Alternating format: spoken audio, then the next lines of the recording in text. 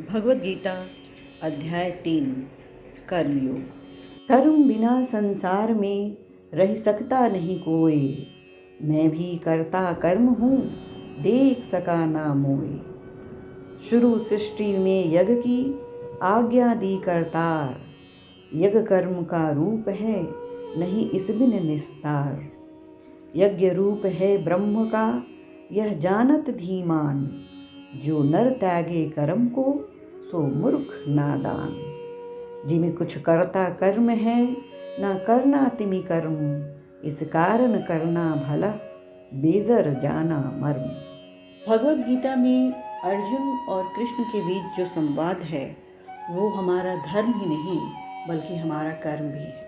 संजय धृतराष्ट्र को युद्ध भूमि का आगे का विवरण सुनाते हुए कह रहे हैं, हे राजन, जब भगवान श्री कृष्ण अर्जुन को युद्ध करने हेतु धनुष्वान उठाने के लिए कह रहे थे, तब अर्जुन दुविधा में पड़ गया। एक ओर मोक्ष और कल्याण का मार्ग था तो दूसरी ओर युद्ध। वो बोला, हे केशव, एक ओर आप ज्ञान को श्रेष्ठ बता रहे हैं तथा दूसरी ओर आप मुझे युद्ध करने के लिए भी प्रेरित कर रहे हैं। मुझे ज्ञान और युद्ध के दो राहे पर खड़ा करके मेरी बुद्धि को भ्रमित ना कीजिए। कहाँ ब्रह्म ज्ञान और कहाँ युद्ध की विभीषिका, ये दोनों ही विपरीत दिशाएं हैं। मैं भ्रमित हो रहा हूँ। एक बार आप निश्चित करके कहें जिससे मेरा कल्याण हो। अर्जुन द्वारा ऐसा कहने पर भगवान श्री कृष्ण बोले, हे पार्थ, ब्रह्मा द्वारा रची गई इस सृष्टि में दो प्रकार के प्राणी होते हैं। जो लोग ज्ञानी हैं उनकी निष्ठा ज्ञान योग में होती है, और जो कर्मनिष्ठ हैं उनकी निष्ठा सदैव कर्म योग में होती है।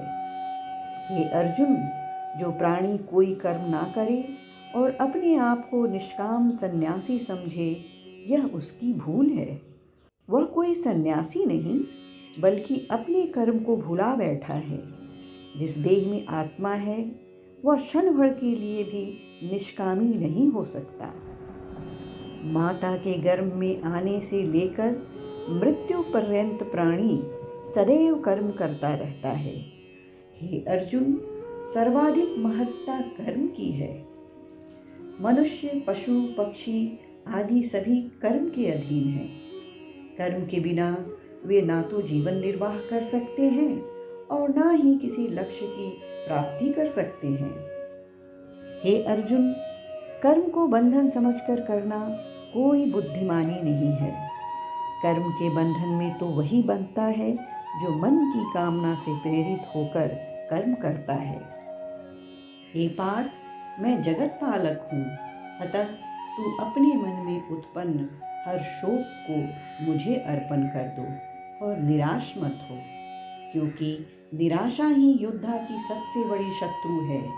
किसी फल की आशा अपने मन में मत पाल। दिल से चिंता और मोह ममता को त्याग कर युद्ध कर। भगवान श्री कृष्ण के ज्ञानोपदेश को सुनने के पश्चात अर्जुन ने पूछा, हे केशव, संसार का हर प्राणी इस बात से भली भांति परिचित है कि पाप कर्म दुखों के जन्मदाता हैं, फिर भी वे पाप कर्म करते हैं। ऐसा वह किस कारणवश करते हैं? अर्जुन के इस प्रश्न का उत्तर देते हुए भगवान श्री कृष्ण ने कहा, हे कुंती पुत्र, काम अथवा क्रोध की उत्पत्ति रजोगुण से होती है। जिस प्रकार अग्नि तृप्त नहीं होती, उसी प्रकार काम भी अतृप्त रहता है। यह सुनकर अर्जुन ने कहा, हे केशव, मुझे इस संदर्भ में विस्तार से बताइए कि इनका जन्म कैसे होता है तथा जन्म के बाद ये किस प्रकार विकसित होते हैं। इनकी आत्मा कैसी होती है। भगवान श्री कृष्ण ने कहा, हे अर्जुन, काम भाव प्राणी का अदृश्य शत्रु है। इसका निवास प्राणी के शरीर और मन और इंद्रियों में होता है। सर्वप्रथम मन में काम की भावना जागृत होती है, उसके पश्चात इंद्रियां सजग हो जाती है। परंतु यदि कारणवश काम की पूर्ति नहीं हो पाती, तब प्राणी के मन में क्रोध की भावना जागृत होती है। हे अर्जुन, अब मैं तुझे क्रोध से होने वाली हानि के विषय में बताता हूँ। क्रोध कर्म से भरी यह देह जब उबलते हुए दूध की भांति उबलती है तो प्राणी अपना अच्छा बुरा देखे बिना ही अनर्थ कर बैठता है, क्योंकि क्रोधित प्राणी अंधा होता है। उसे अपना वर्तमान या भविष्य कुछ भी दिखाई नहीं देता। जो अंधा हो चुका है वह गहरी खाई में गिर सकता है और पाप के दलदल में भी। कौन्तेय, काम और क्रोध भय के प्रतीक हैं। यह हर पल प्राणी को अपनी ओर आकर्षित करते हैं। यह दोनों पाप और नीचता के कर्म हैं।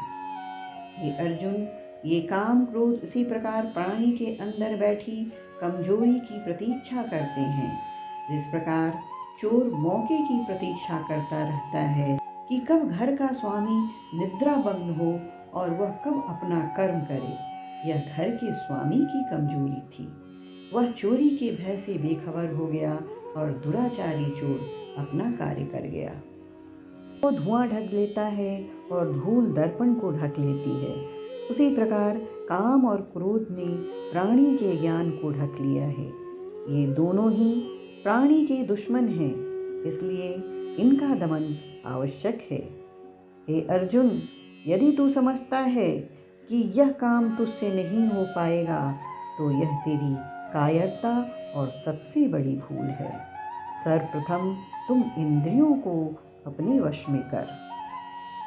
अब मैं तुझे इंद्रियों को वश में रखने का उपाय बताता हूँ। प्राणी की देह में इंद्रियां चैतन्य रूप में विराजमान रहती हैं। बुद्धि मन से अलग है और आत्मा बुद्धि से पृथक है।